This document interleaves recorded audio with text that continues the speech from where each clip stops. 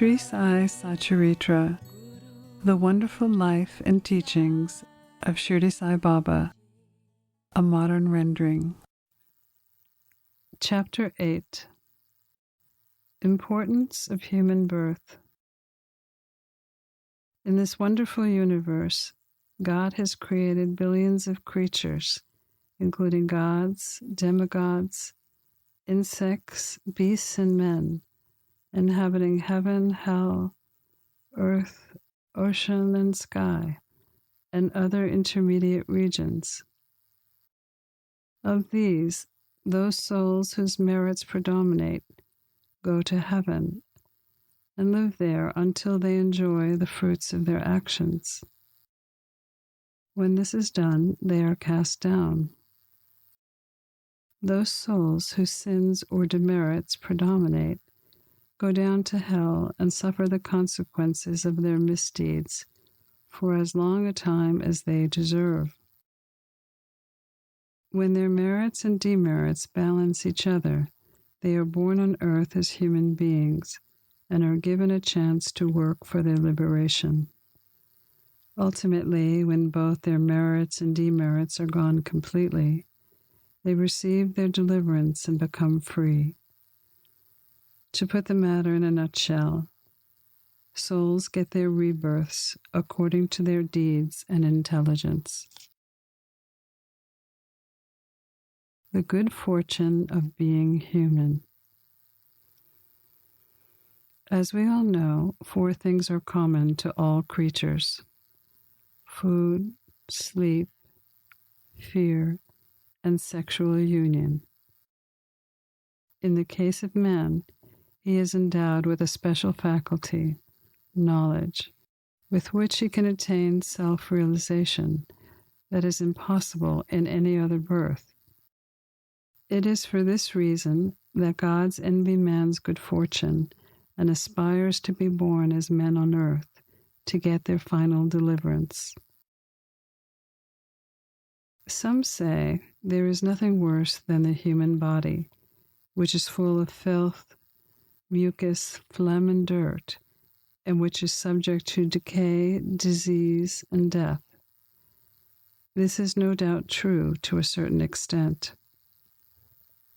But in spite of these drawbacks and defects, the special value of the human body is that man has the capacity to acquire knowledge. It is only on account of the human body that one sees, through knowledge, the perishable and transitory nature of the body and of the world. One then develops aversion to sensory enjoyments and can discriminate between the real and unreal, and so attains self-realization. If we reject or neglect the body because it is filthy, we lose the chance for realization. If we are attached to it and run after sensory enjoyments, we go to hell. Therefore, the proper course for us to pursue is the following. The body should neither be neglected nor cherished, but should be properly cared for, just as a traveler on horseback takes care of his horse on the way to his destination to return home. Therefore, the body should be used to attain self-realization, which is the supreme goal of life. It is said that although God creates various creatures, he was not satisfied, for none of them was able to know and appreciate his work. So he had to create a special being, man, and endow him with a special faculty, knowledge. When he saw that man was able to appreciate his leela, God's marvelous work and intelligence, he was highly pleased and satisfied. So it is really good luck to get a human body, and best yet, to have a path to surrender to Sai Baba's feet.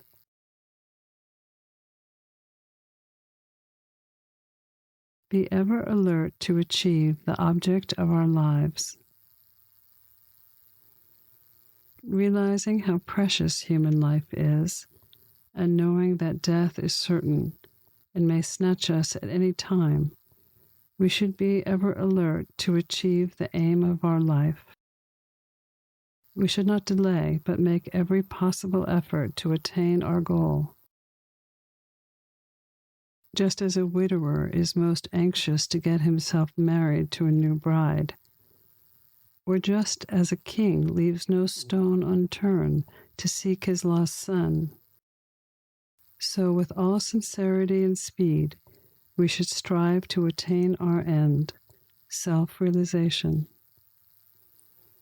Casting aside lethargy and laziness, warding off drowsiness, we should meditate day and night on the self. If we fail to do this, we reduce ourselves to the level of beasts.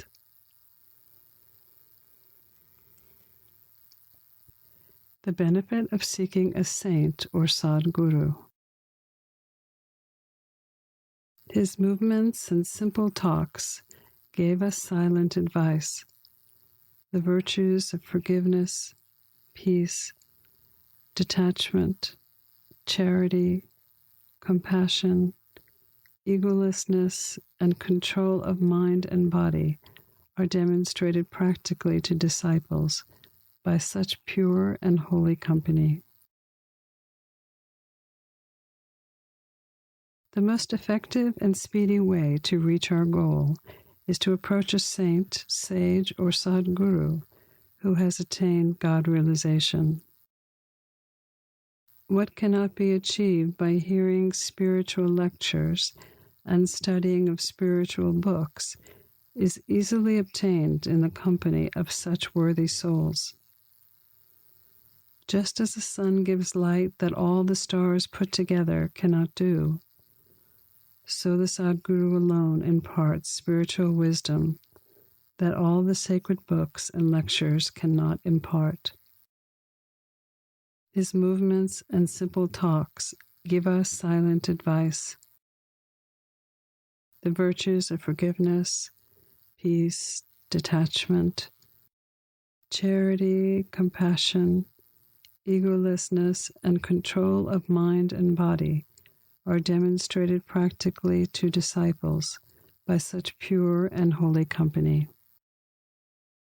This enlightens their mind and lifts them up spiritually.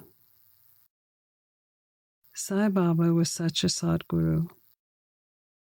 Though he acted like a fakir, he was always engrossed in the self. He loved all beings as he saw divinity in them. He was not elated by pleasures, nor depressed by misfortunes. A king and a pauper were the same to him. He whose glance could not turn a beggar into a king used to beg for food from door to door in Shirdi. Let us now see how he did it.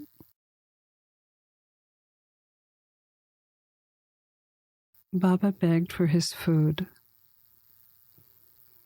Blessed are the people of Shirdi, in front of whose homes Baba stood as a beggar and called, "O Mother, give me a piece of bread," then spread out his hand to receive.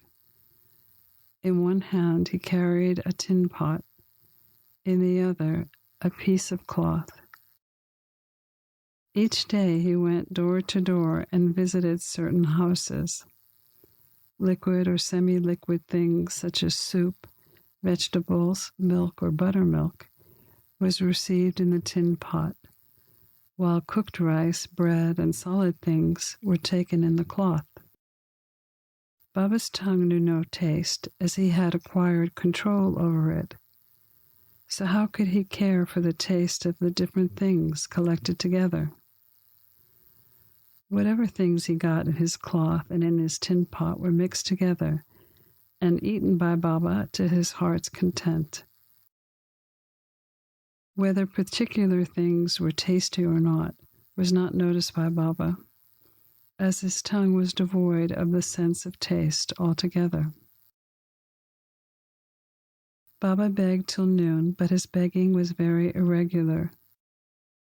Some days he went a few rounds, and on other days up to noon. The food collected was thrown in an earthen pot. Dogs, cats, and crows freely ate from it, and Baba never drove them away. The woman who slept the floor of the masjid took 10 or 12 pieces of bread to her house, and nobody prevented her from doing so. How could he, who even in dreams never warded off cats and dogs by harsh words and signs, refuse food to a poor, helpless person? Blessed indeed is the life of such a noble person. In the beginning, people in Shirdi took him for a mad fakir. He was known in the village by that name. How could one who lived on alms by begging a few crumbs of bread be revered and respected?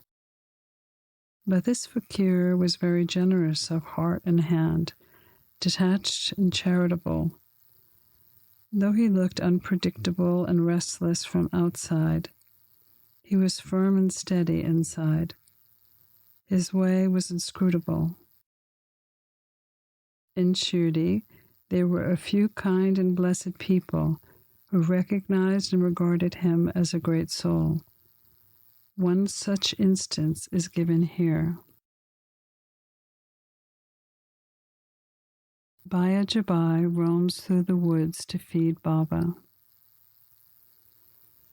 Every noon, Tatya's mother, Baya Jabai, used to go to the woods with a basket on her head containing bread and vegetables.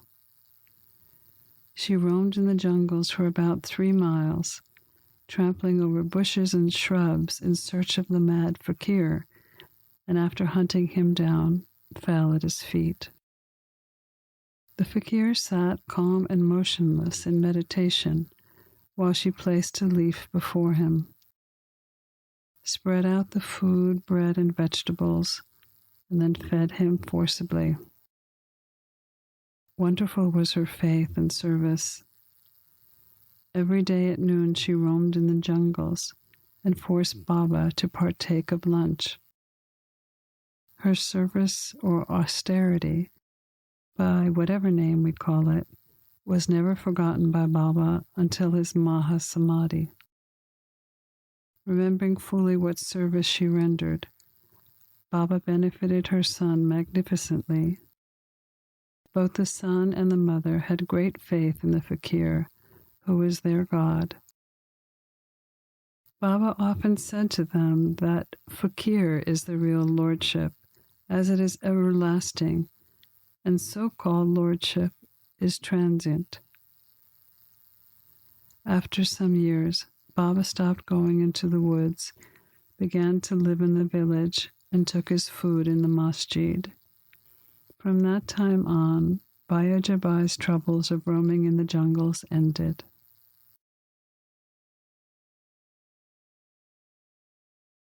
Sharing his masjid with Tatya and Malsapati.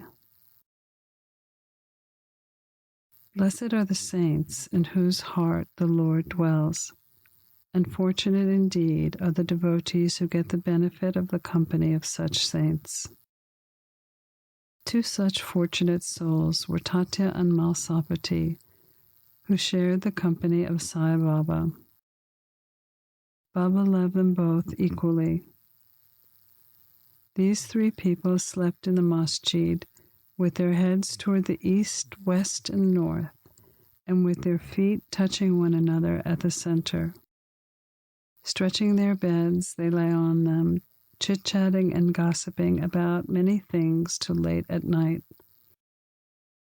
If any one of them showed signs of sleep, others would wake him up. For instance, if Tatya began to snore, Baba at once got up, shook him from side to side, and pressed his head.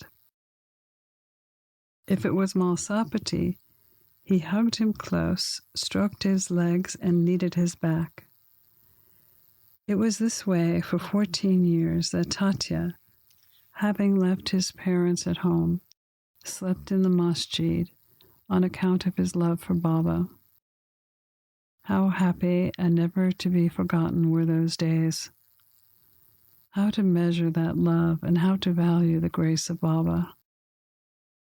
After the passing away of his father, Tatu took charge of his household affairs and then began to sleep at home.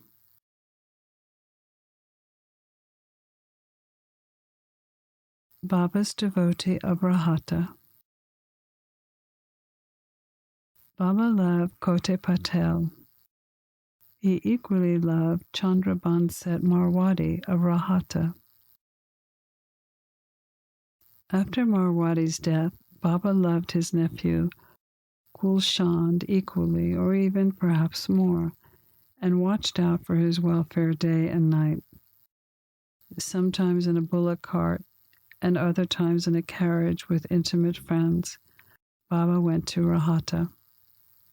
People of that village came out with band and music, received Baba at the gate of the village and prostrated before him. Then he was taken into the village with great pomp and ceremony. Kushal Chand took Baba to his house, seated him on a comfortable seat, and fed him a good lunch. They talked freely and happily for some time. Then Baba returned to Shirdi, giving happiness and blessings to all. Shirdi is midway between Rahata in the south and Nemagan in the north. Baba never went beyond these places. He never saw any railway train nor traveled by it. Devotees who acted according to Baba's instructions regarding their departure fared well, while those who disregarded them suffered many a mishap and accident. More about this and other matters will be revealed in the next chapter. Pranams to Sri Sai. Peace be to all.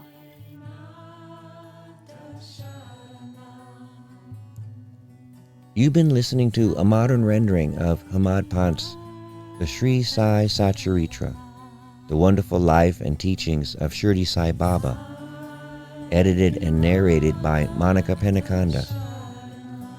For more content like this online, please go to divinelineage.org, SaiFamily.org, and peacefires.org. To learn more about Monika, please go to monikapenukonda.org.